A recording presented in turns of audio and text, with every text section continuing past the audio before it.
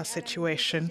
They can do a kidney transplant here, but the hospital is asking for a lot of money and we don't have it. Before yesterday, we brought her here because we weren't sure if she was going to stay alive until the next morning. Sana'a hospitals and pharmacies don't have most of the life-saving medicines and tools. That's mainly the result of the 5-year Saudi-UAE war and the economic hardship that's come with it. 7-year-old Bashar needs blood purification every other day. His life hangs in the balance. We're faced with a problem here as they're using the same filter size for both the elderly and the children. They don't have the small filters, and when they use the large one, it drains all the child's blood into the pipes, which leads to brain paralysis or other illnesses. From time to time, Ammar goes around the area looking for the right filters to buy. He couldn't find any on this day. The Houthi government in Sana'a has imposed measures to prevent the spread of the coronavirus, including the closure of schools. So even the healthy children now have nowhere to go. With study and normal life put on hold, millions of children in Yemen are staring in a void. A future that, like these streets, looks full of emptiness. Mohammed Val, Al Jazeera.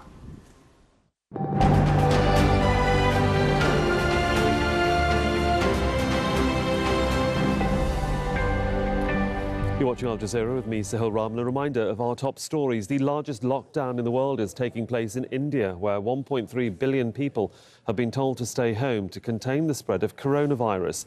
The Prime Minister, Narendra Modi, made the order, which is expected to be enforced for the next 21 days. Many restrictions have been eased on Hubei province, the initial epicenter of the virus outbreak in China. Most residents will now be allowed to leave for the first time in nearly 2 months. The lockdown in the provincial capital, Wuhan, will remain in place. US Senate leaders have agreed on a $2 trillion package to combat the COVID-19 outbreak. It'll provide funds to help frontline medical workers and an economic rescue package to keep the economy afloat. For our nursing homes. The Senate has reached a bipartisan agreement on a historic relief package for this pandemic. It will rush new resources onto the front lines of our nation's healthcare fight, and it will inject trillions of dollars of cash into the economy as fast as possible to help American workers, families, small businesses, and industries make it through this disruption and emerge on the other side ready to soar. A lockdown in Bangladesh is affecting close to 1 million Rohingya refugees living in crowded conditions in dozens of camps in Cox's Bazar. No gatherings, even for prayers, are allowed. Aid agencies have also been instructed to stop all activities. There are no reported cases in the camps. A nationwide lockdown came into effect on Tuesday and will continue until April the 4th. The Philippines has been placed in a state of emergency. President Rodrigo Duterte signed legislation allowing him to take over private businesses temporarily to fight the coronavirus. Congress has already approved the bill. The Philippines has reportedly around 500 infections and 35 deaths. A Sikh place of worship has come under attack in Afghanistan's capital, Kabul. At least 4 people have been killed. The Interior Ministry says unknown gunmen and suicide bombers are targeting the religious complex. Security forces have cordoned off the area and have rescued a number of hostages. Those were the headlines. I'm back with more news in half an hour. Next, it's Inside Story. Do stay with us.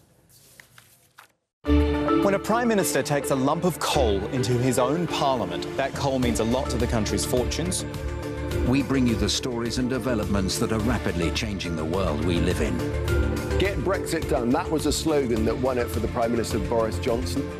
Counting the cost on Al Jazeera. As the coronavirus pandemic spreads, worries that poorer nations won't be able to cope. Health systems are weak in many of these countries, and millions of people don't have access to clean water or sanitation. So, how can we avoid a catastrophe? This is Inside Story.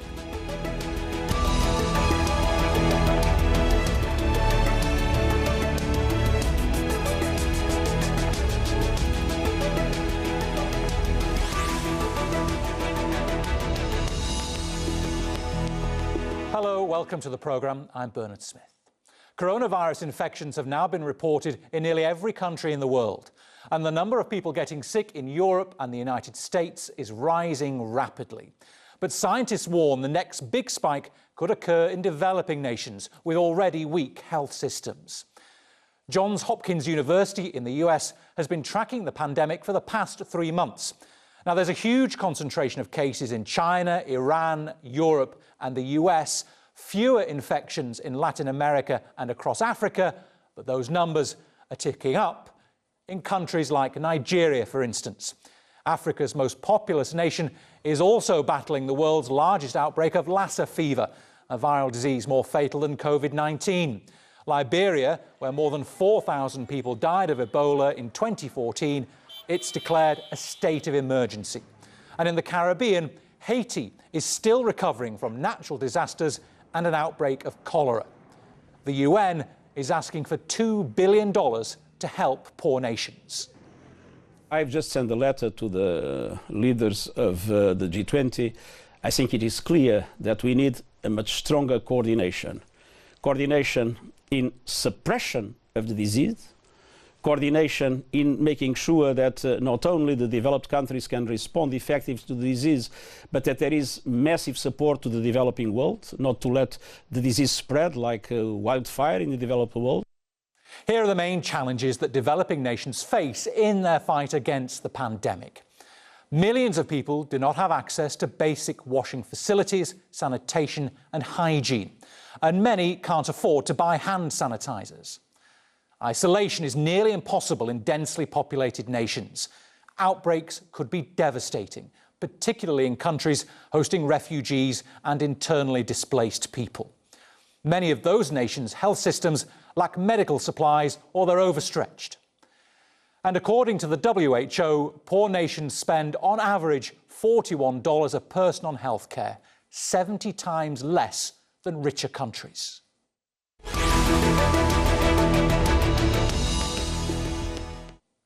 And so let's introduce our panel. Joining us from New Delhi is Sujatha Rao, a former Secretary of Health in India. From Hull, Massachusetts in the United States, we've got Dr. Sheila Davies, the CEO of Partners in Health.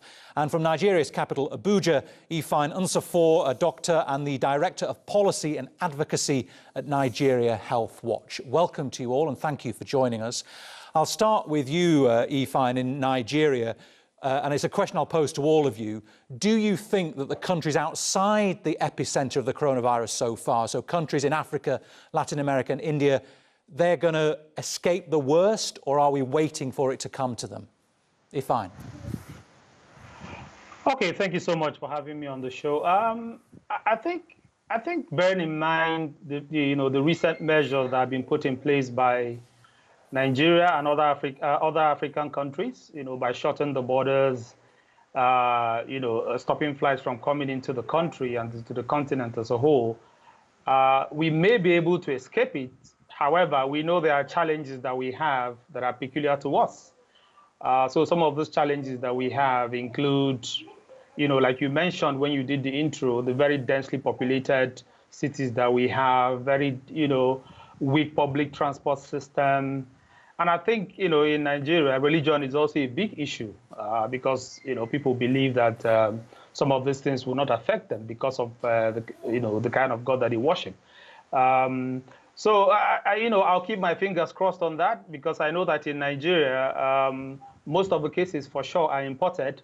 But the major challenge we have now is, tracing the contact of those cases and everybody that was on those flights that came in with those cases that have been confirmed so far. And that is going on, but also is also proving a bit challenging for the public health authorities that are tracking these cases. Okay.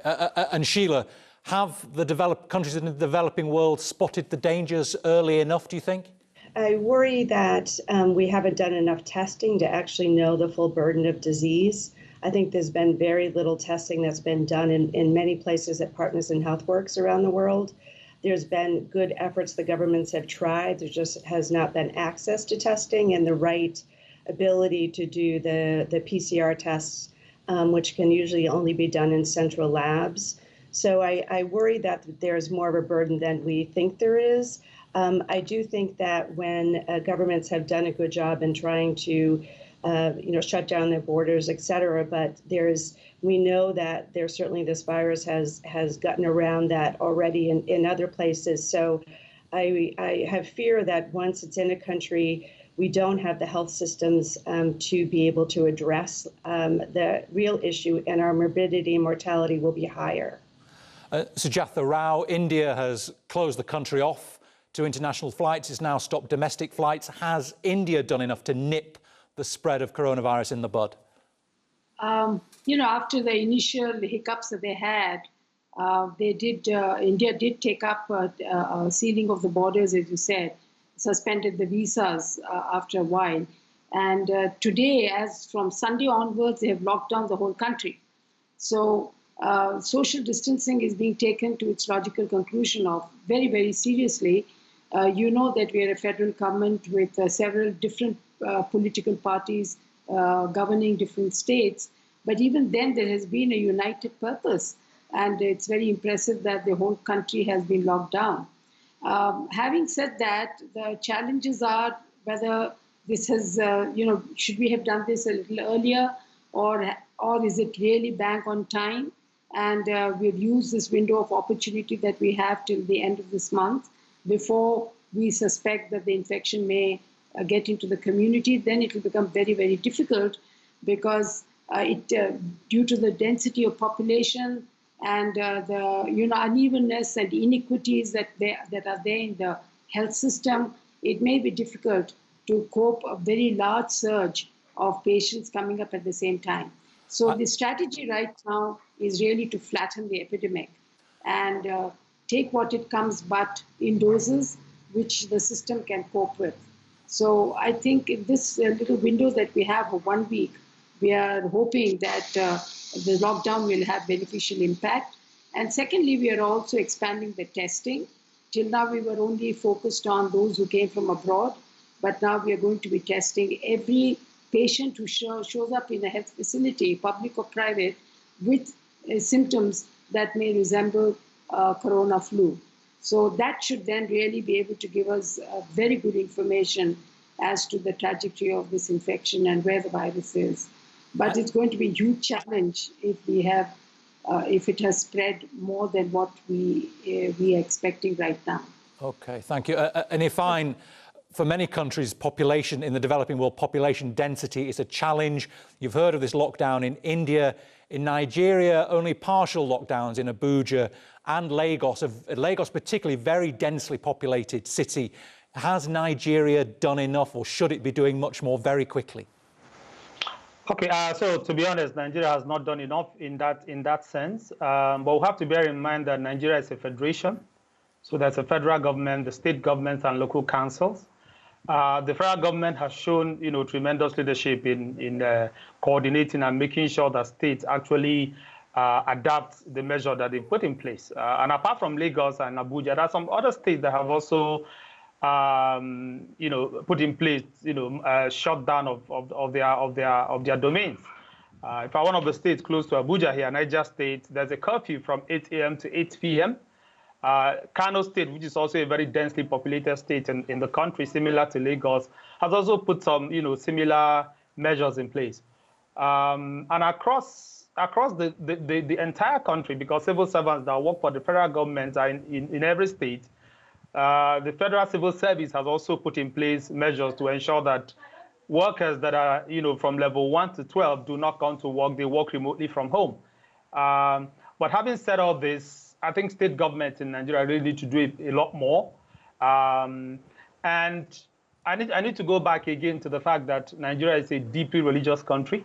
Religious leaders have an awesome responsibility in this regard, because even as at last Sunday, when the federal government had announced that we should limit social gatherings in churches and burials and stuff, some mega churches still held services that people attended.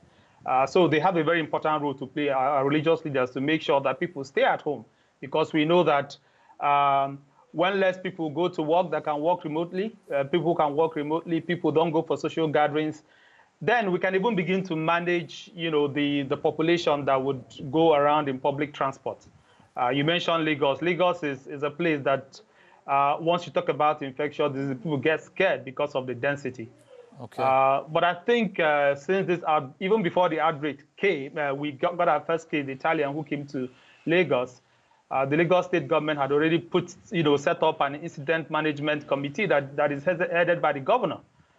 So that level of political commitment is what we want to see replicated across every state in Nigeria, because if we don't do that, then it kind of becomes scary when this infection begins to get to places like Borno State, where you have internally displaced persons as a result of the Boko Haram insurgency. All righty, fine. And sorry to interrupt. Sheila, can I ask you, what are you hearing from your colleagues on the ground, places like Rwanda, Haiti, Peru particularly? What are their main concerns as they see what has been happening in Europe and the US? Yeah, I think Rwanda, for example, has done a very aggressive job in contact tracing. So when they've had cases, they have done extensive contact tracing and isolation and quarantine as needed, and I think has taken a very proactive approach.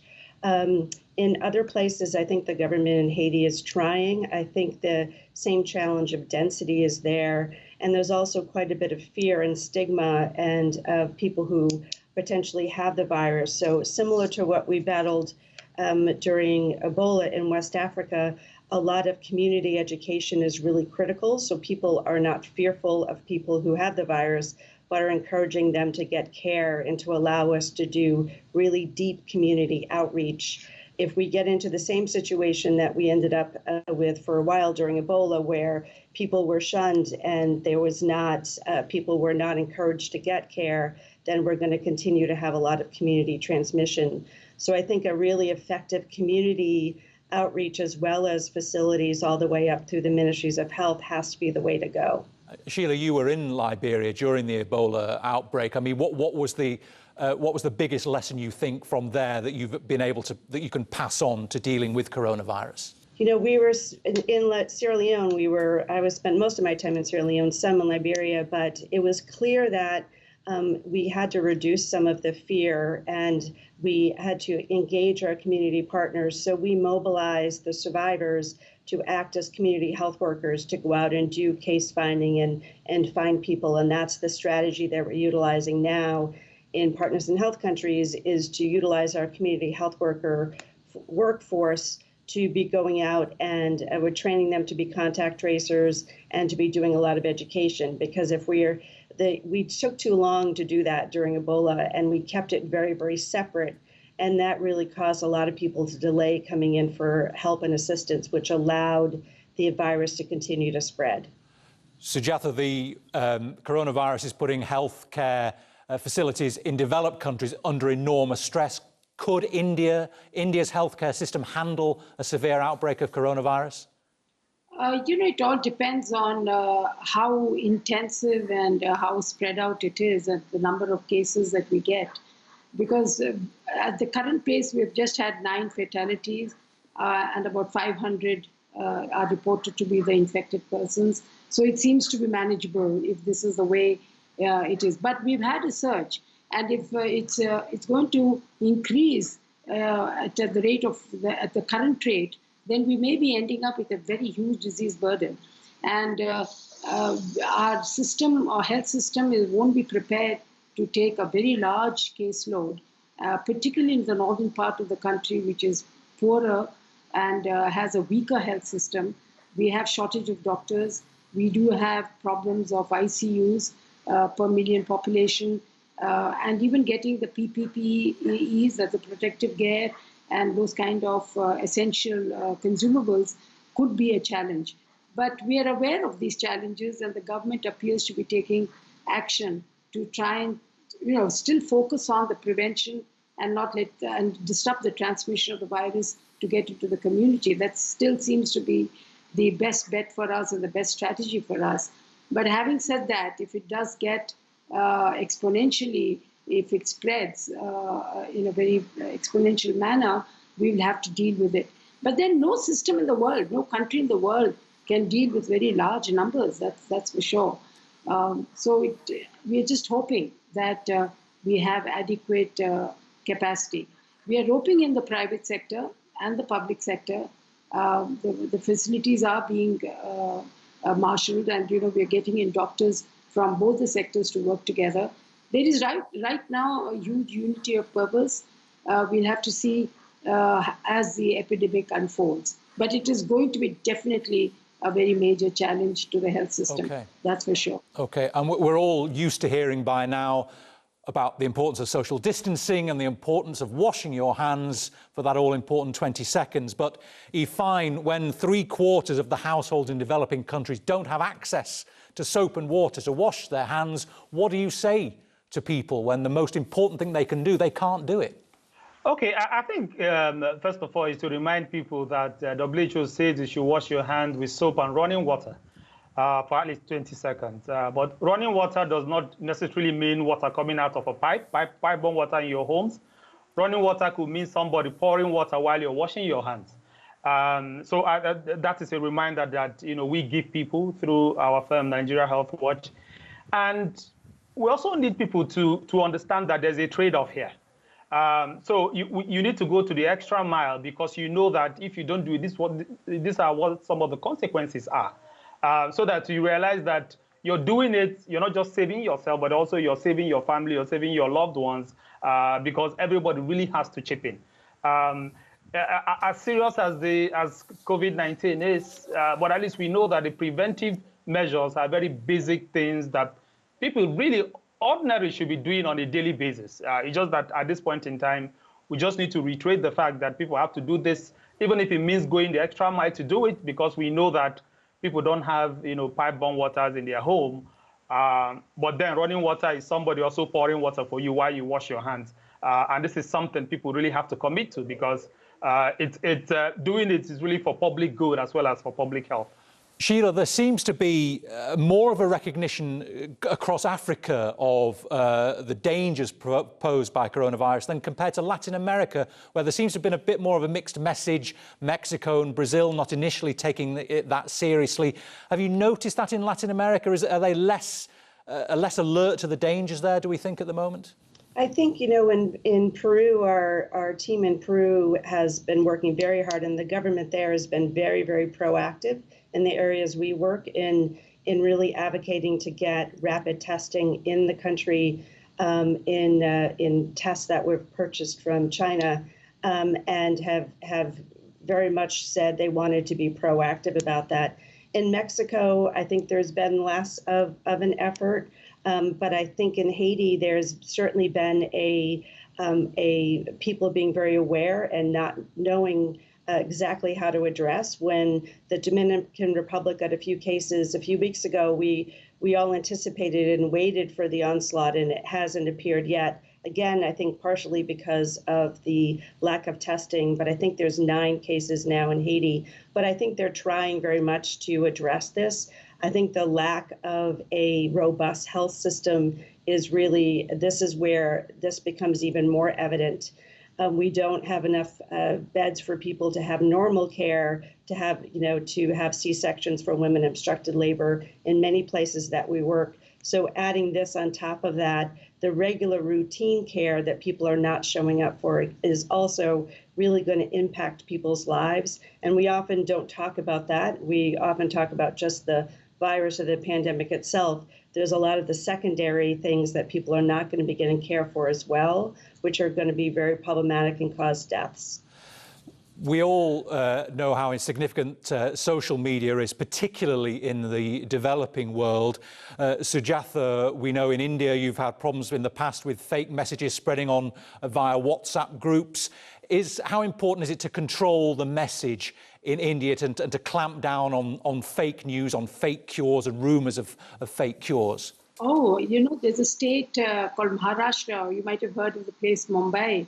So that's the capital of that state. And they've issued a regulation that any fake news, any news on corona through WhatsApp, they will take action. They will, they're keeping complete control on the kind of information that's being shared, even on WhatsApp, which is an encrypted site.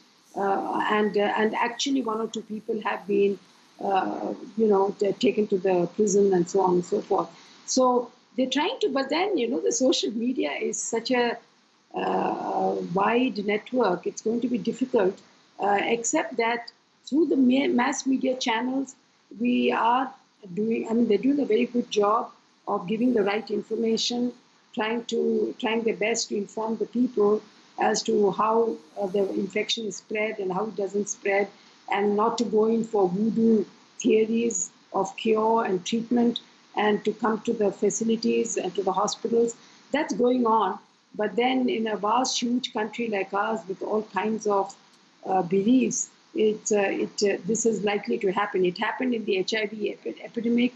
We saw that. And now that with this infection, with the kind of speed with which it has traversed throughout the globe, there's bound to be these kind of rumor mongering and this kind of fake news being spread. Okay. It's a challenge, but I think they're trying their best to regulate it. And Ifeanyi, you mentioned the importance of religious leaders in Nigeria, a very religious country. Are they being responsible? Because in the past, it's religious groups that have spread fake rumours about previous viruses and epidemics. Are they paying attention this time around? Well, some are, but to be honest, we've seen videos of some very ridiculous statements, some of the religious leaders have made in the past 5 days or so. But I think what is happening is that a lot of people are really also beginning to push back, at least on social media, when they see such messages. People realize that look, this cannot possibly be true. People are pushing back. But if there's anything we've learned through the work we do in Nigeria Health Watch is that we cannot assume that people actually know about some of the public health messaging, especially religious leaders. So what we do is to try to engage them for them to see the reasons why they need to give this, need to make sure that their messaging are really pro-health. But in particular, with respect to this outbreak, we've seen some very ridiculous statements ascribed to religious leaders. And we hope that as we go forward, a lot more of them will become more responsible to ensure that the messaging they put out is very positive. Let me give you an example. But you see, the religious leaders are also a product of the society. Last week, we had an opinion poll of about 1,000 people across the country to ask them about their perceptions of the coronavirus. And 26%, said that they believed they were immune to the coronavirus. And the reasons those 26% gave include things like they feel that they are children of God. They feel that this disease is for Africans.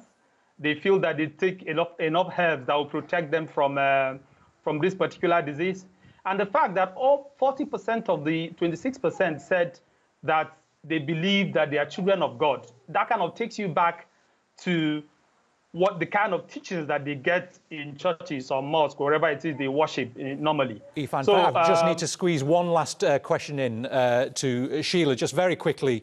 Sheila, the UN says it wants $2 billion to help pay for the developing world to tackle coronavirus. Who's going to come up with that money when they've all got problems of their own? The developed world has got enough on its plate. Are people going to pay, do you think?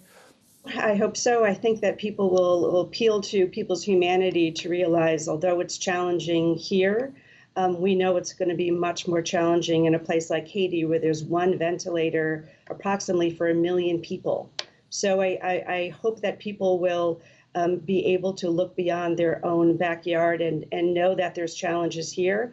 But at the end of the day, most of us are in a functioning health system where there will be death and destruction, but nowhere to the levels that there's going to be in places in the world where there are such weak health systems. So I'm hoping that humanity will prevail and that people will reach out and try to build a health system, not just for the emergency, but so that we can mitigate the next emergency that's going to come, or at least give people a chance. All right. Thank you very much. Unfortunately, we are out of time, but thank you very much for your insights. Thanks to all of our guests, Sujatha Rao, Sheila Davies and Ifeanyi Nsoffor, and thank you too for watching.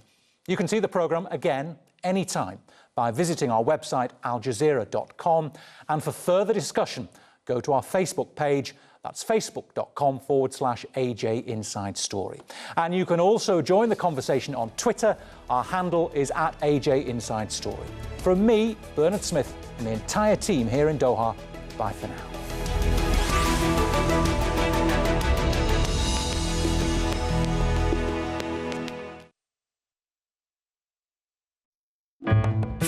of struggles, full of pleasure. Para mí la Marina representa muchas cosas, como cubana, como era el barrio más repudiado de la ciudad. Mi Cuba es alegría, es amor, es rumba. An intimate look at life in Cuba. Eres llamado de los orichas para que vengan a disfrutar de la fiesta que se va a empezar. My Cuba on Al Jazeera. Join the Listening Post as we turn the cameras on the media. India has more than 400 24-hour television news channels. They are openly pro-Pakistan now. And focus on how they report on the stories that matter the most. When the state misleads the public, the state media reflects the same thing. Does climate change cause... Their editorial shows that they don't believe they have anything to apologise for. The Listening Post on Al Jazeera. We understand the differences and similarities of cultures across the world. So no matter where you call home, Al Jazeera will bring you the news and current affairs that matter to you. Al Jazeera.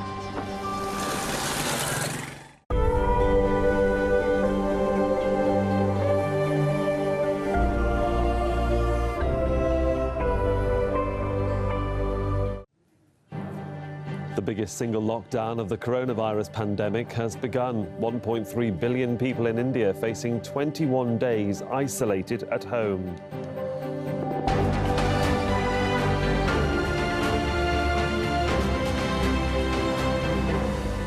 Hello, I'm Sahil Rahman. You're watching Al Jazeera live from our headquarters here in Doha. Coming up in the next 30 minutes, New York's governor sounds the alarm as the largest US city sees a dramatic rise in the number of COVID-19 cases.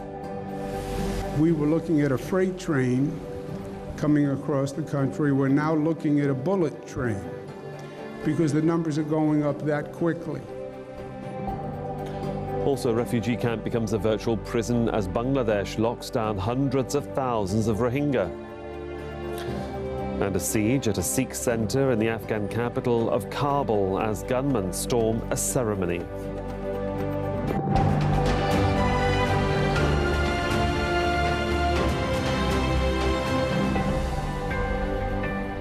Welcome to the programme. The largest lockdown in the world this Wednesday is in India, where 1.3 billion people have been told to stay at home. The Prime Minister, Narendra Modi, made the order, which is expected to be enforced for the next 21 days. Airports, roads, railway services and ports have been closed in an effort to stop coronavirus spreading through the dense population. It's feared 1 million people could be infected by mid-May. Elizabeth Puranam is following events for us from the Indian capital. A major lockdown, obviously, across India, and the reaction is being housebound, really dawning on millions. It is so, and they have had a few days to get used to it. So things are quieter today than they were even in the last few days. Even though the streets were pretty empty the last few days, we did have Prime Minister Modi, other regional leaders saying that people weren't taking the lockdown as seriously as they should. And then we had Prime Minister Modi address the nation on Tuesday evening last night, announcing that whereas for the last few days it was some parts of the country than most parts under a complete or a partial lockdown, Prime Minister Modi spelled out on Tuesday evening the entire country, all 1.37 billion people under lockdown. And that led to people around the country rushing to grocery stores, panic buying, because despite the Prime Minister saying that they would be allowed to still go out to buy essential supplies, people just had no idea what the next 3 weeks are going to hold in store for them. So we saw these scenes, police officers in some places trying to control crowds and telling them that there's no reason to panic. We had the Delhi Chief Minister about an hour ago hold a news conference saying that it is their responsibility to provide for people, and that when people are crowding places, that they're actually defeating the purpose of the lockdown and asking people not to. So again, things are quieter today, and police were out on Tuesday enforcing it, and lots of arrests made around the country. One exception, while most people are staying indoors, we did see one exception from the Chief Minister of India's most populous state, Uttar Pradesh, Yogi Adityanath. Uttar Pradesh, home to more than 200 million people. He decided to attend a religious ceremony at not any ordinary temple, but at the country's most controversial and contested religious site, Ayodhya, despite the lockdown. And so that's, you know, certainly got a lot of eyebrows raising here. This is, again, the Chief Minister of the most populous state and also a close ally of Prime Minister Modi. Well, Elizabeth, of course, we'll continue to monitor events with you from New Delhi. Thank you. Elizabeth Puranam there. And in neighbouring Pakistan, restrictions have been put in place after nearly 1,000 confirmed cases and 7 deaths. Travel restrictions will be in place for 3 weeks. Domestic flights are being suspended from Thursday. Authorities are racing to get supplies and hospital space if COVID-19 numbers continue to rise. Kamal Haider is our correspondent in the Pakistani capital, joins me now. Kamal, restrictions, yes. Lockdown, no. Why?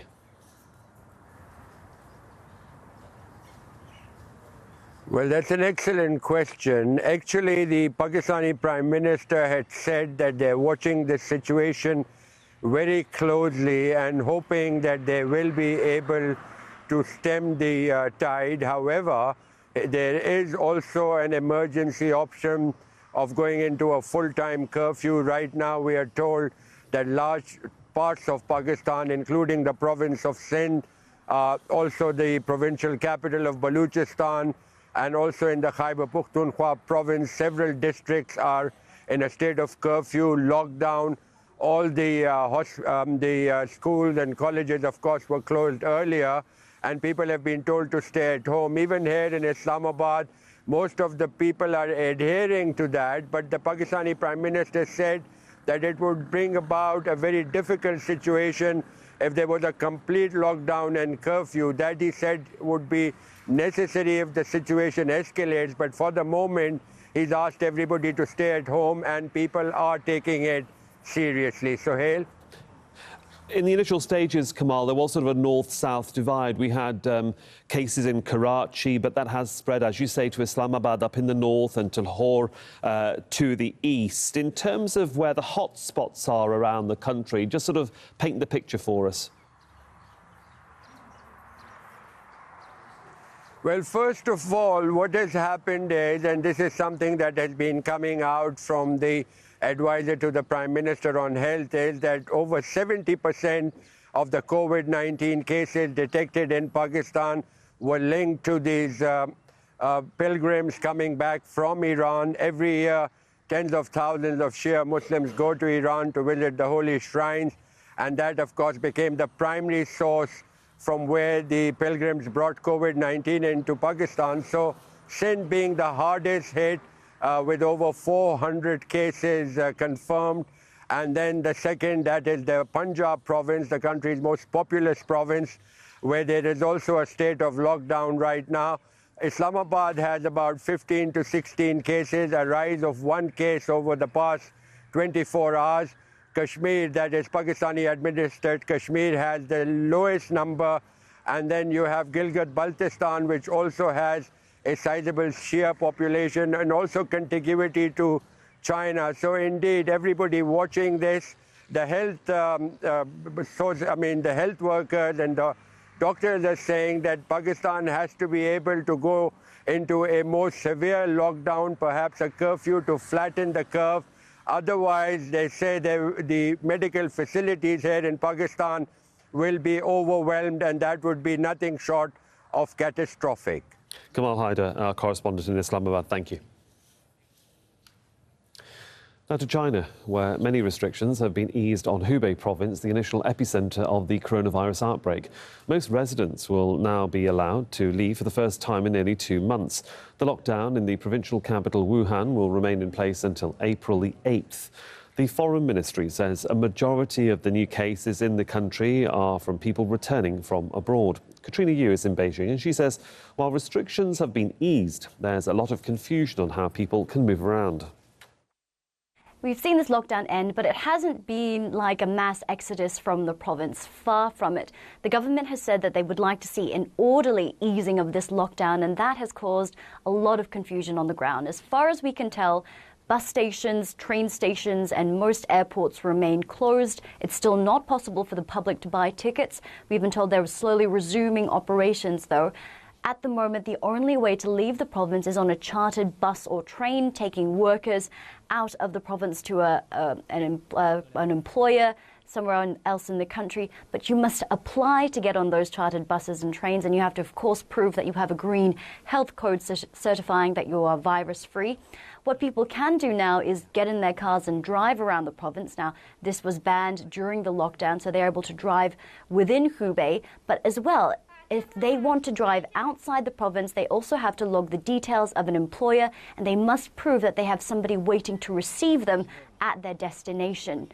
We have to remember that there's still a great deal of fear in China about this outbreak. Yes, domestic transmissions do seem to be under control, but people are very afraid about a second wave of infections possibly being sparked by asymptomatic patients, that is, people who do not show any symptoms but are potentially silent carriers of the virus. Now, Hubei province is home to millions of migrant workers. That is, they are from Hubei, but they live and work elsewhere in the country. And they are very afraid that they're going to be discriminated against when they try to return to their normal lives.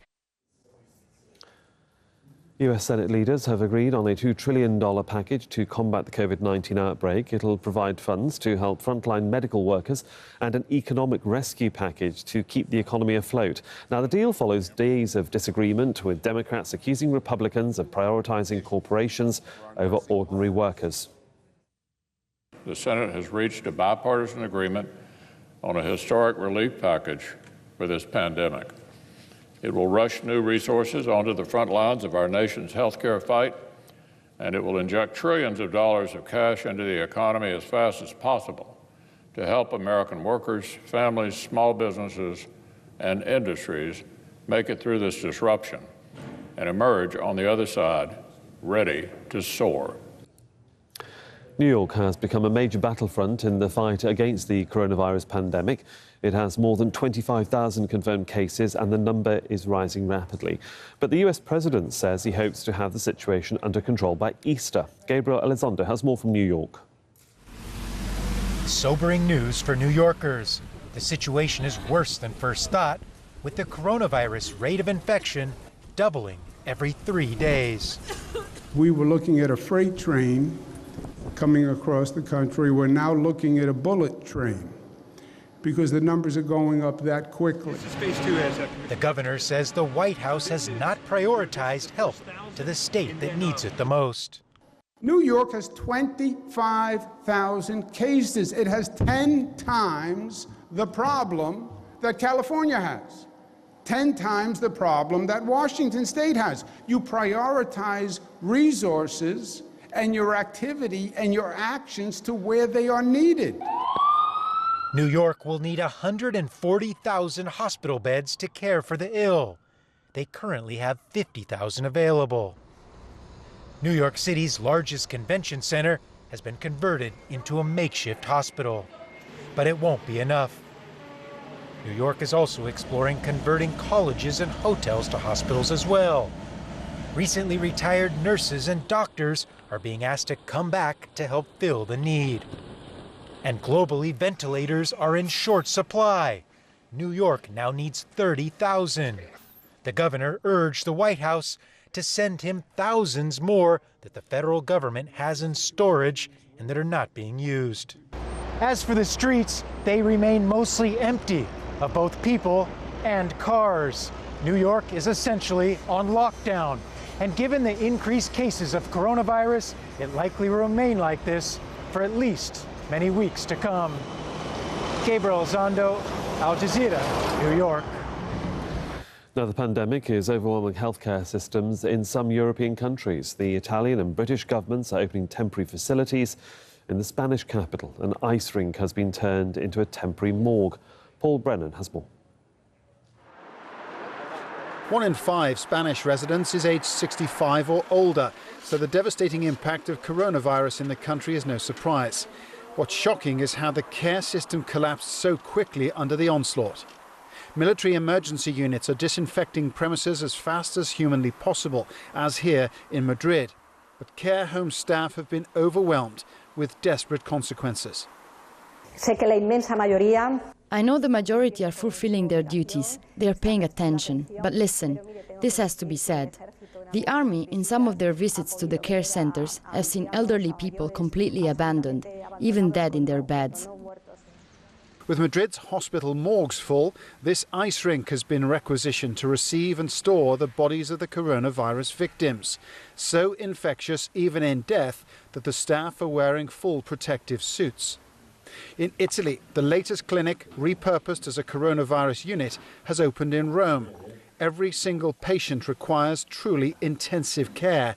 Intensive in terms of staffing and intensive in terms of equipment. And there is simply not enough to go around. A growing number of Italian town mayors have recorded video messages, angrily ordering the public to stop flouting the lockdown rules.